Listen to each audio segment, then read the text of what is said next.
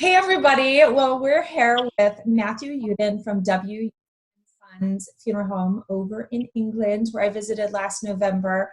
And we're chatting with him about what's going on there with the COVID-19 pandemic, what restrictions, what protocols they're falling under there in their country and in their area and their cities, and how that's comparing to what we're facing and doing here in America. So Matthew, tell me the number one thing that you're seeing in terms of, just the public and working with families, that kind of response from everyone there, and what kind of lockdown are you on right now?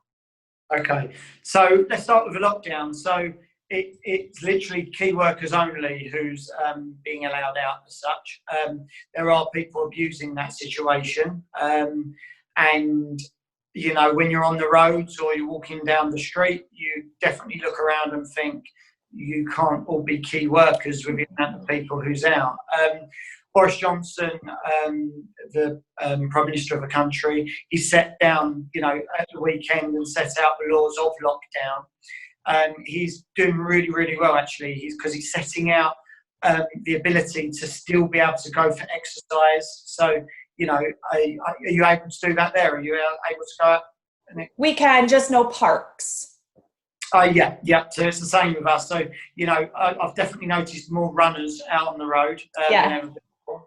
It's amazing how suddenly people might get fitter because of this. Yes. But yeah, so everyone's on lockdown. We've then tried to follow that through within our own procedures and protocols. So trying to lead from that, we have organised that our doors are locked, and basically we arrange all funerals over the phone now. And we're then visiting the families with the paperwork to be signed. So it's a longer procedure, but actually the funeral directors, it seems slightly easier because, people aren't coming in. But then on the other hand, I don't feel you don't get the personal touch. You're not, I think funerals are so personal, and you need to see face-to-face, interaction, what people really appreciate. And I think that's how families gain their trust, by when you're talking to someone face-to-face.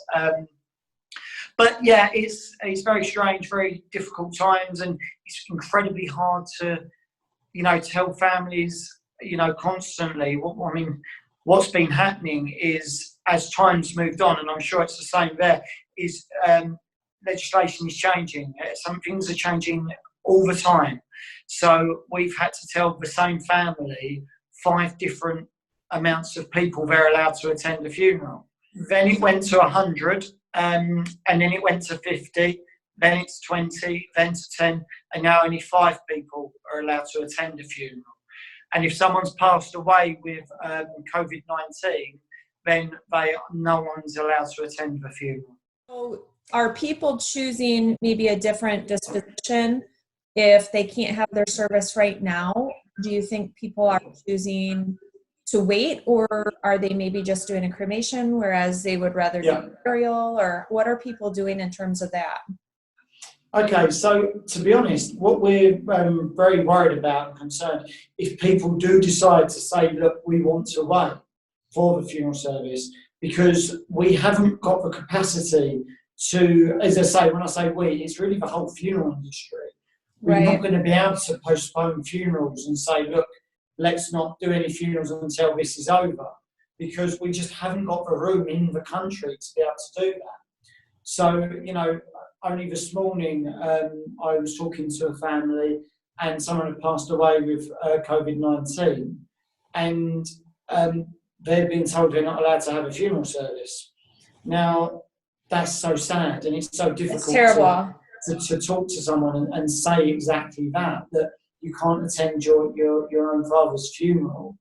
And do you know what is happening as well, though, which I'm finding, is like he come in and he turned around and said, well, he didn't come in, he was on the phone, and he said, look, Matt, I don't think that has even passed away with COVID-19. He said the doctor has said to him that, it was pneumonia, and then, but, to safeguard ourselves, we're going to put down at the secondary as COVID-19. Right.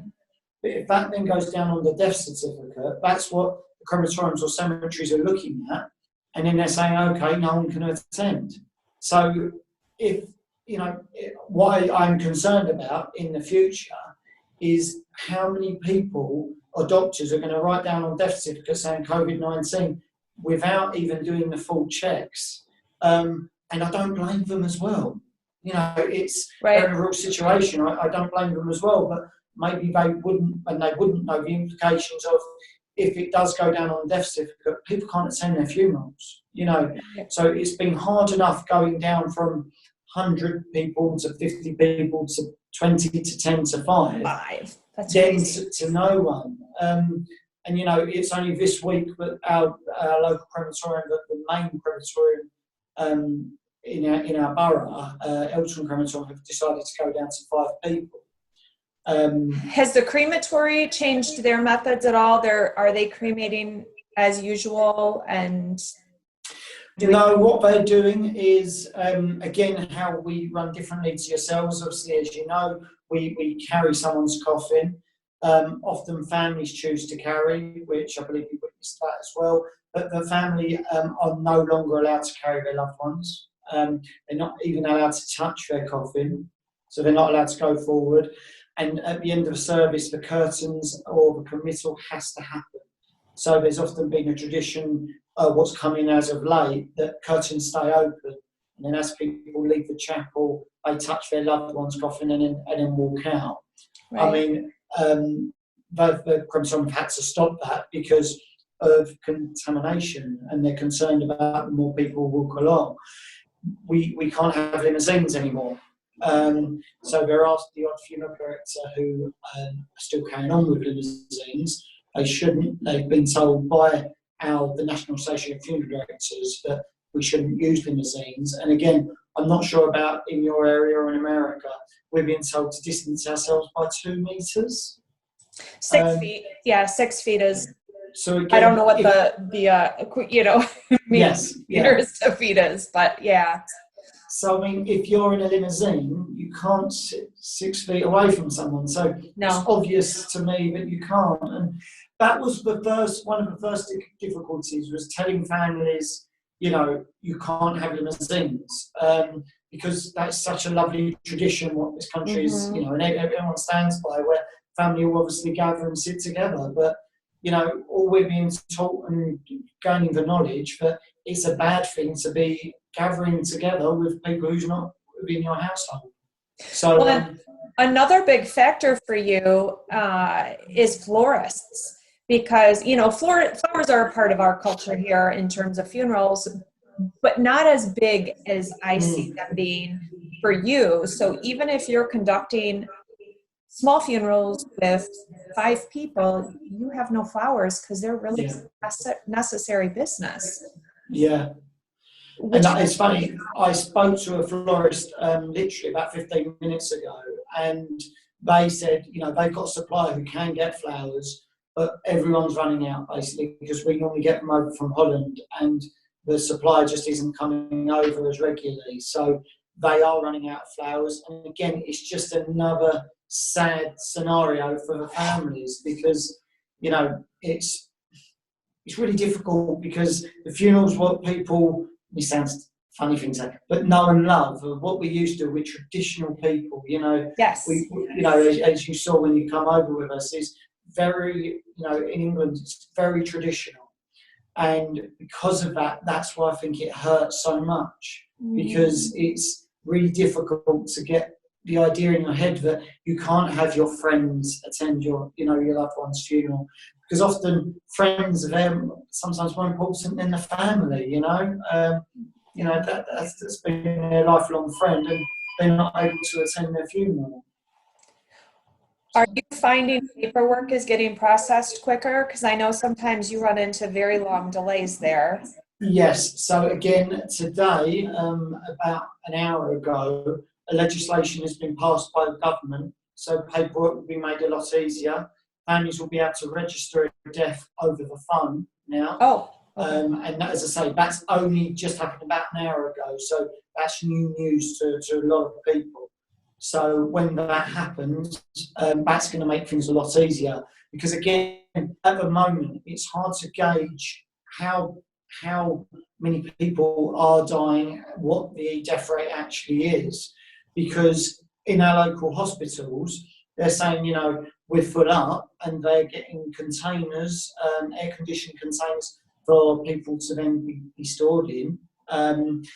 But what's happening is the reason why there's so many people there maybe isn't because of COVID-19 coronavirus. It's actually because people can't register because they're in self-isolation.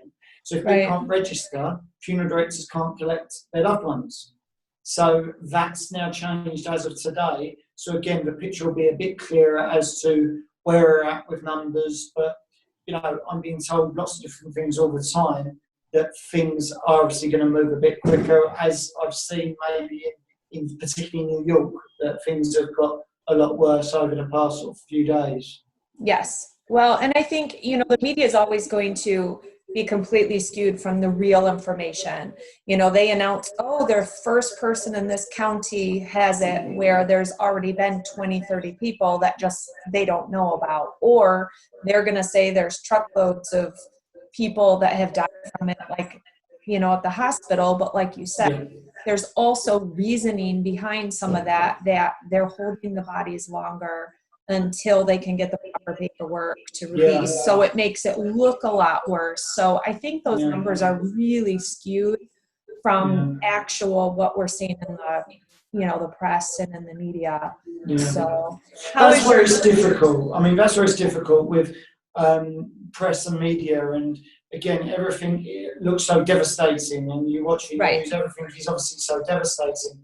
But everyone seems to be forgetting that people are dying every day anyway. So, you know, I find, and I'm sure you would find, and anyone who are in the funeral industry, they're sort of probably screaming at the TV saying, the thing is, you're not understanding that people are dying every day. So the amount and how tragic it is who are passing away, still at the moment seems a very small number compared to what's happening in the world, and obviously the, you know, and I understand about containing it. That's a must. You know, we have to contain it because I understand how that can then move forward. But actually, it might be nice for the press to actually release how many people in England has actually passed today, and the percentage of how many of those people are actually with the coronavirus. Right, the ratio of what the numbers really are. But because to me, those numbers are not as scary, because we see how often people die of all these other things. Absolutely.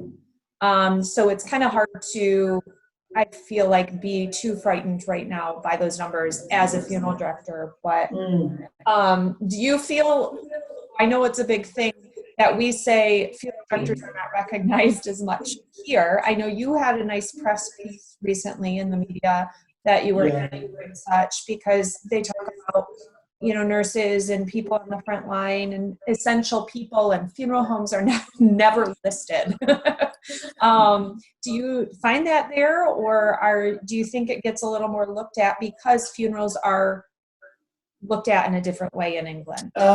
No, I think it's the same.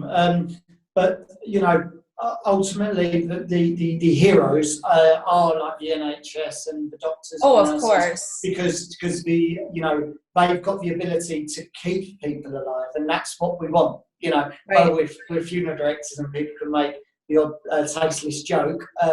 You know, it's very important. You know, we want to keep people alive. It's so important, and so they are. You know, they are doing amazing. The job they're doing is absolutely wonderful. It's fantastic. Working so hard. But I found with a few, you know, like as you said, we've had a bit of press. You know, we've one of the first companies in London to look after someone who've died for coronavirus and things like that. But you know, it was nice then to get a bit of recognition as to, you know, once someone dies from it, the after bit. Because again, when it all first came about, we've had no knowledge, we've had no instruction. Life's about common sense, and we've had to use common sense and, you know, really discuss what our plans are, what our policies are, and our procedures, and work it out as we go along. Because again, we haven't had tremendous amounts of guidance. You know, I mean, is the disease still airborne? We're still getting mixed messages as to it lasts on someone for 72 hours, it dies with them. You know, we're still getting mixed messages. And that's absolutely fine because, again, everyone's in the unknown. Everyone is in the unknown. But maybe there should be a little bit more recognition or support and guidance for the funeral directors because, end of the day, we are still another part of the front line. We're just the tail end of the front line as such. And, you know, sorry. Have you cut your staff? Has any of your staff stepped away from working right now? And no, we've had one of our office managers, he didn't have the symptoms, but he felt ill. He did feel ill, had a bit of a headache, he had a bit of he was a bit blocked up. So we decided just from the off, look, don't come back in. I spoke to him yesterday. It's just to be, you know, and he was like, he rang me yesterday and said, Matt, I feel useless. Please let me come back in. I said, look, we've now got a strategy where we split all of our staff up, so no one is together. Everyone is 2 meters apart, 6 feet apart from each other. That's on our really funerals, the hearse driver isn't going in with the conductor, so the conductor isn't travelling in the hearse. They're taking their own private vehicle in front of the hearse. Then they're still getting to page away in front. So we're still keeping it as traditional as we can, but we're taking the precautions of keeping everyone separate. With my colleague who's been off work for about 2 weeks now, he's saying, oh, look, I'm ready to come back in because my quarantine's over on Monday. And I've said to him, look, you know, as in football, soccer, you know, we're seeing him as a sub. So I've said to him, look, the best place for you right now is to stay at home because he's got the experience and the knowledge when, if he does need to come back in because someone else has got ill, then at least we've got someone who's got the knowledge and experience to carry things on. And where we're lucky, we've got 7 funeral homes, so everyone is able to be separate. It's not all from one. So if we was working all from one funeral home, it would mean that if one person got it, maybe it mean everyone would get it. But we're lucky that everything's separate, and we're just taking extra precautions with everything, you know, absolutely everything, which I'm very pleased about. I feel really sort of proud of the team at the moment. They're really amazing. They've really done an amazing job. You know, so, and that's everyone, you know, it is everyone because, again, the risk we take when we're going to the hospitals is huge. It's huge. And when, you know, the place you're most likely going to be contaminated is at a hospital. And we're going there every day to collect, you know, deceased who have passed away with COVID-19, but also those who haven't passed away with COVID-19. So, again, we then don't want to get it and then infect someone else. You know, so it's a catch-22, but I really want to, you know our team and they're amazing and they are just showing how good they are right now. They are absolutely brilliant.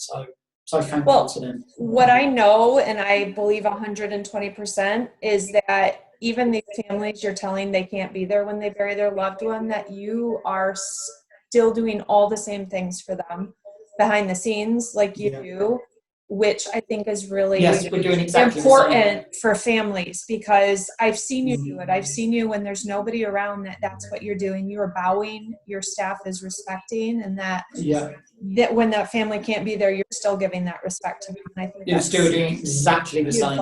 You know, everybody doesn't do that, Matt. Everybody doesn't do that. So huge kudos to you guys because I know you're doing that, which is awesome. We've organised, which is a really nice touch actually, of our local priest, someone who's sadly passed of the coronavirus. We've got a funeral next Thursday. It's going to be a direct cremation, so no one's going to be attending. But they've said, look, could you organise maybe your local priest or a priest to do the blessing? So I said, you know, that's no problem at all. So I've got in contact with our local priest, and what we're going to do is do the service here in our chapel. So I'm going to record him, and we're going to live web stream it through Zoom. And we're going to do so live streaming, and we're going to record it. And he's going to do the full service with their loved one in the coffin, and so they'll be able to see and witness the full service. So we're actually going to go ahead and do everything in our chapel.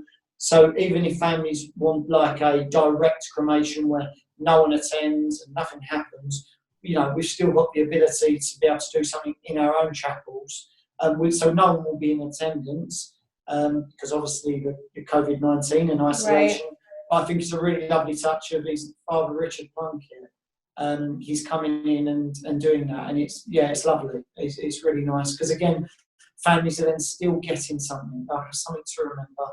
Because you know the sad thing is, in a year, 2 years, however long this may be, how sad would it be at the end to say, you know, I lost a loved one, we couldn't see them. So if there's anything we can do, or you know, I urge any funeral directors to do, just do all you can. Just try your best. Think of new ideas because these memories will sit with people forever. So it's so important that we just do everything we can.